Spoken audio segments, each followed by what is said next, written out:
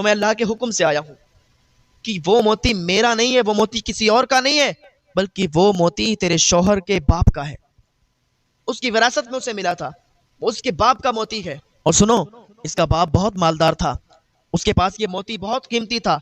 ایک دن وہ جا رہے تھے تو ان کے پیچھے ڈاکو لگ گئے، ان کے پیچھے چور لگ گئے ان کے موتی کو چرانے کے لیے۔ تو یہ دریا میں جب پہنچے تو ڈاکو چور بھی تھے، تو ڈاکو نے ان کو پکڑ لیا اور موتی چرانا چاہ رہے تھے، تو انہوں نے دریا میں موتی پھینک دیا اور ایک بات کہی تھی کہ یا اللہ، جب میرا بیٹا بڑا ہو جائے نا تو یہ موتی کو سلامتی کے ساتھ میرے بیٹے تک پہنچا دینا۔ یا اللہ، میں اس موتی کو تیرے حوالے کرتا ہوں۔ اللہ کے حوالے جو چیز کی جاتی ہے تو اللہ اس کی حفاظت کرتا ہے۔ تو ایک انسان باہر کام کرنے گیا تھا، اس کی بیوی حاملہ تھی، حاملہ چھوڑ کے گیا تھا، تو اللہ کی بارگاہ میں یہ دعا کر کے گیا تھا، مولا میں اپنے بچے کو تیرے حوالے کر کے جاتا ہوں۔ تو جب وہ واپس آیا تو اس کا بچہ سلامت تھا، اس کی بیوی مر گئی تھی۔ تو اس دور کے ولی نے ان سے پوچھا کہ کیوں پریشان ہو؟ میں پریشانی اس لیے ہوں کہ میرا بچہ بچ گیا، میری بیوی مجھ سے جدا ہو گئی، مر گئی۔ کہا کیا تم کہہ کے گئے تھے؟ کہا میں یہ کہہ کے گیا تھا کہ یا اللہ میرے بچے کی حفاظت کرنا۔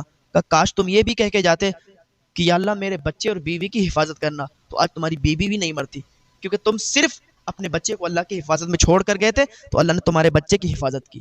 تو جو اللہ کی حفاظت میں چیز چلی جائے پھر اللہ اس کا خود نگہبان ہو جاتا ہے۔ تو اس نے موتی دریا میں یہ کہہ کر ڈالا تھا یا اللہ یہ اپنی حفظ و امان میں رکھ، جب میرا بیٹا بڑا ہو جائے تو اس تک یہ پہنچا دینا۔ تو یہ موتی مچھلی کے ذریعے سے تمہارے پاس آیا۔ خضر علیہ السلام کہنے لگے کہ تمہارا موتی ہے۔